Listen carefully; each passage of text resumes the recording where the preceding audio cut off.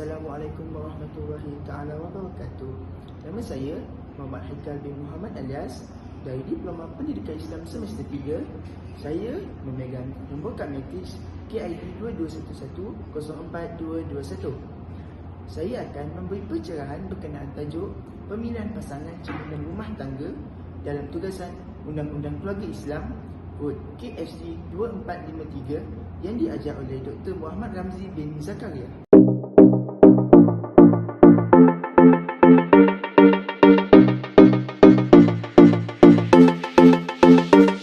Apakah itu keluarga? Keluarga merupakan satu masyarakat yang kecil. Ia menjadi asas dan tapak pertama pembentukan dan perkembangan masyarakat dan negara. Kerana setiap individu keluarga menjadi pendukung utama organisasi masyarakat dan negara. Di samping itu, kehidupan kekeluargaan dan berumah tangga tidak boleh dipisahkan dari kehidupan masyarakat umumnya.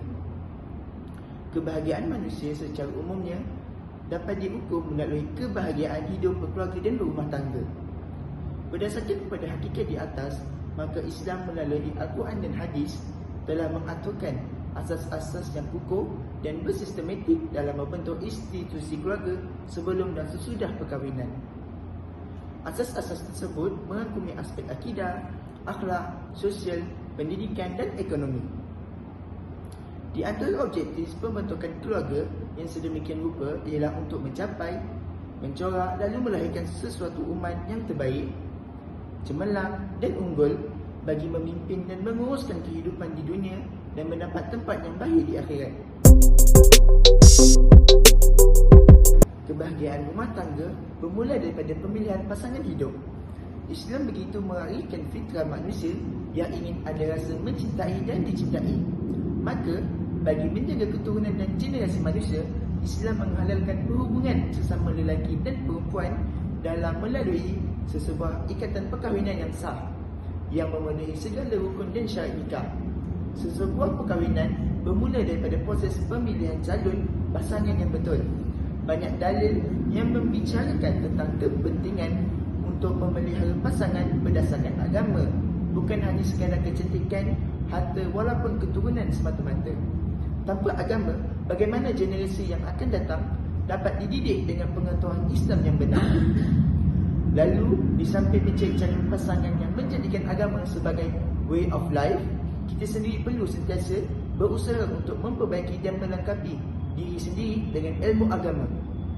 Jangan sehingga kita sibuk mencari pasangan yang baik, tetapi kita sendiri tidak mahu menjadi yang baik. Setelah bertemu dengan calon pasangan yang diyakini, Islam membenarkan lelaki dan perempuan tersebut untuk bertunang. Islam telah meletakkan beberapa ciri-ciri dalam membuat pemilihan calon isteri dan calon suami. Kebijaksanaan dalam memilih suami dan isteri merupakan asas kebahagiaan rumah tangga. Islam telah menggariskan beberapa ciri-ciri dalam memilih calon suami ataupun calon isteri.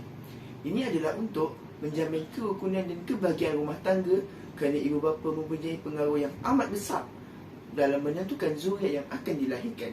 Mengenai ciri-ciri dalam memilih calon isteri, Rasulullah SAW telah menganjurkan beberapa syarat penting.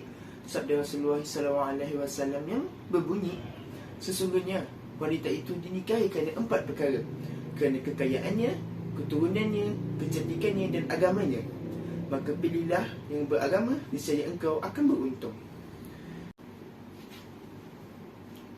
Antara ciri-ciri yang perlu ada pada seseorang wanita jika calon suami ingin membuat pilihan calon isteri adalah yang pertama, adalah agama dan akhlaknya. Agama Islam dan akhlak Al-Karimah adalah merupakan syarat mutlak yang semestinya diambil kira dalam menentukan calon isteri. Bagi seseorang suami, ia memerlukan seorang isteri yang solehah untuk membantunya dalam menguruskan urusan dunia dan juga urusan akhirat.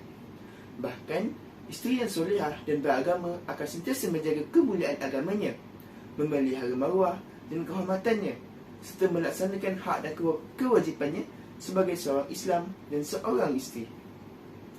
Yang kedua ialah gadis dan subur keturunannya. Seterusnya, ciri-ciri yang kedua ini harus menjadi pedoman dalam menentukan calon isteri ialah gadis dan subur keturunannya. Kesuburan di sini merupakan sesuatu yang penting bertepatan dengan hasad baginda Rasulullah SAW yang bangga dengan bilangan umatnya yang ramai. Rasulullah SAW bersabda, yang bermaksud, kawinilah wanita-wanita yang penyayang dan banyak anak, kerana sesungguhnya aku akan berbangga daripada umat-umat lain kerana banyaknya kamu. Di samping itu juga, memastikan bahawa kedua-dua suami dan isteri terselamat daripada penyakit kelamin yang boleh menghalang terhasilnya zuriat. Yang ketiga, keturunannya. Keturunan ayah dan ibu memainkan peranan yang amat besar dalam menentukan zuriat yang bakal dilahirkan. Seorang suami dan juga isteri perlulah memilih pasangan dari keluarga yang baik-baik. Keturunan keluarga yang baik ialah mereka yang berpegang teguh kepada agama Allah SWT dan menjaga akhlaknya. Seorang isteri merupakan pendidik utama kepada anak-anak, manakala seorang suami pula diibaratkan sebagai pembimbing utama terhadap keseluruhan ahli keluarga. Yang keempat ialah kecantikan.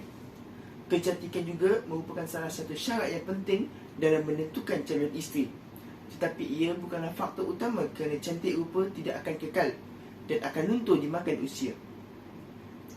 Walau bagaimanapun, kecantikan adalah sesuatu yang subjektif di mana nilai kecantikan itu berbeza menurut pandangan mata manusia.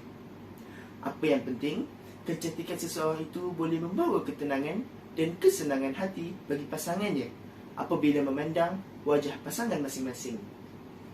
Walau bagaimanapun, kecantikan wajah belum tentu menjamin kebahagiaan rumah tangga yang dibina. Sebaliknya, yang diperlukan ialah keluhuran hati dan kecantikan akhlak serta perangai suami dan isteri. Yang kelima adalah kekayaannya. Secara tidak langsung, kekayaan juga menjadi ukuran dalam menentukan penilaian calon isteri ataupun calon suami. Walau bagaimanapun, ciri-ciri ini adalah merupakan pelengkap kepada ciri-ciri yang dibincangkan sebelum ini. Secara rasionalnya, kekayaan merupakan salah satu faktor yang dapat menjamin dalam membangun kehidupan berumah tangga yang damai dan tenteram. Walau bagaimanapun, kemiskinan bukanlah penghalang kepada sesebuah kebahagiaan dan kesenangan di dunia, tetapi ianya juga mampu dicapai bagi pasangan yang sentiasa berusaha untuk mencarinya.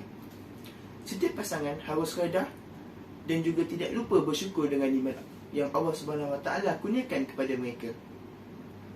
Daripada penjelasan tersebut, saya dapat menyimpulkan bahawa Islam telah menggariskan beberapa syarat atau ciri-ciri di dalam memilih calon isteri. Maka, setiap individu haruslah meletakkan ciri-ciri tersebut mengikut kepentingannya demi menjamin kebahagiaan rumah tangga yang akan dibina. Sekiranya ciri-ciri seperti kecantikan, kekayaan maupun keturunan sahaja yang menjadi penilaian, maka tidak hairanlah sekiranya rumah tangga yang dibina sentiasa diganggu, digugat oleh masalah-masalah yang bakal melanda. Islam juga telah meletakkan hak kepada seseorang wanita untuk menentukan siapa yang bakal menjadi suaminya, yang bakal menjadi pemimpin keluarganya dan juga kepada anak-anaknya. Bahkan Islam juga telah menyediakan sebersedikit panduan kepada seseorang perempuan dalam memilih suaminya. Ciri-ciri lelaki soleh telah ditunjukkan oleh Rasulullah SAW, iaitu yang pertama, beriman dalam erti kata menjunjung segala perintah agama dan sekaligus meninggalkan tegahan agama. Yang kedua, bertanggungjawab pada isteri dan anak-anak dalam menentukan nilai hidup yang bersandarkan takwa. Yang ketiga, memiliki sifat kepimpinan, kerana lelaki itu adalah pemimpin bagi kaum wanita dan sekaligus sebagai pelindung keluarga.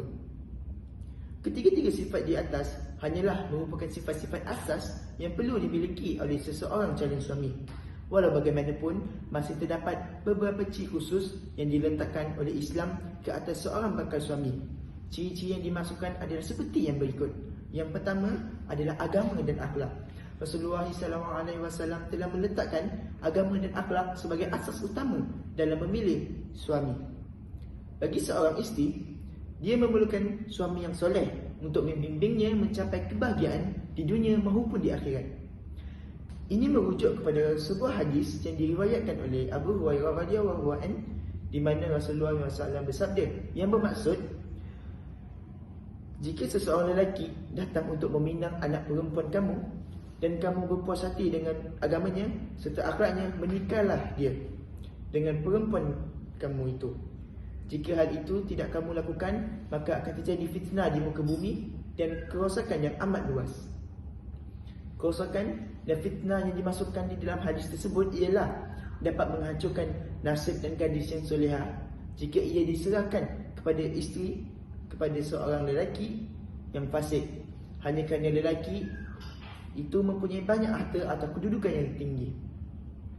Yang kedua, bukan seorang lelaki yang fasik.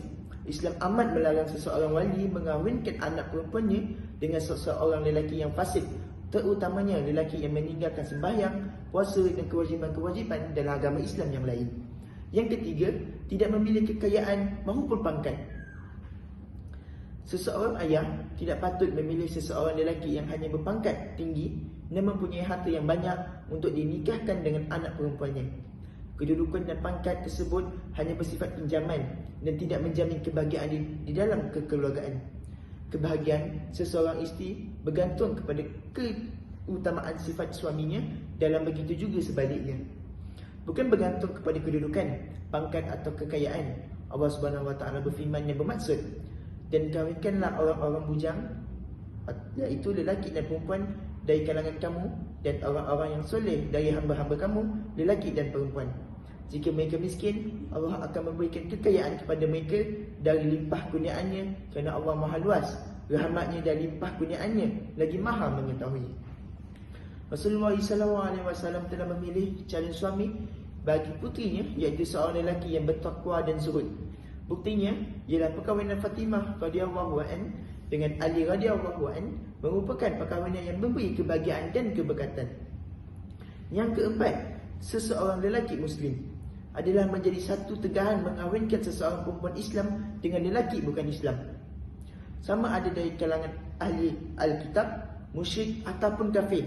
Perkara ini amat jelas dinyatakan oleh Allah Subhanahu Wa Taala di dalam firman-Nya yang bermaksud, dan janganlah kamu kahwinkan perempuan-perempuan Islam dengan lelaki-lelaki kafir, musyrik sebelum mereka beriman ataupun memeluk agama Islam.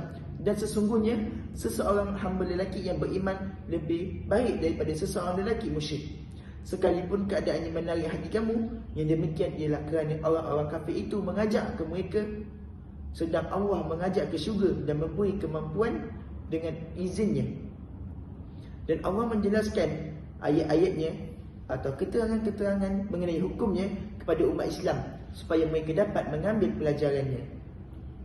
Surah Al-Baqarah ayat 221. Yang kelima, tidak mempunyai kecacatan yang boleh menghalang perkahwinan. Islam amat melarang perkahwinan di antara wanita muslimah dengan yang muslim yang tidak mampu melaksanakan tanggungjawab sebagai seorang suami. Dalam konteks ini, calon suami hendaklah tidak mempunyai kecacatan yang boleh menghalang sesebuah perkahwinan seperti berpenyakit kusta, sakit jiwa, tidak mampu bersetubuh dengan usia lanjut, lemah batin atau mati pucuk. Bahkan dalam hal ini, seseorang isteri dibolehkan memohon cerai sekiranya didapati suaminya mempunyai kecacatan seperti yang tersebut di atas. Ini adalah untuk memelihara kesucian seseorang isteri dan juga mengelakkannya daripada berbuat serong. Kesimpulannya, jodoh wajib diikhtiar sesuai dengan ketentuan Allah Subhanahu Wa Taala. Jodoh di tangan Tuhan dan manusia wajib berikhtiar mencari dan memilihnya sesuai dengan ketentuan yang ditentukan oleh Allah Subhanahu Wa Taala. Pendapat ini adalah yang paling sempurna. Memang begitulah aturan dalam mencari jodoh. Oleh itu, memilih jodoh bukanlah suatu perkara yang mudah. Ianya memerlukan waktu yang agak panjang kerana kita harus melihat apakah calon pasangan hidup kita itu sesuai menurut Islam yang mampu membimbing kita ke akhirat nanti dan juga yang boleh membahagikan kita di dunia.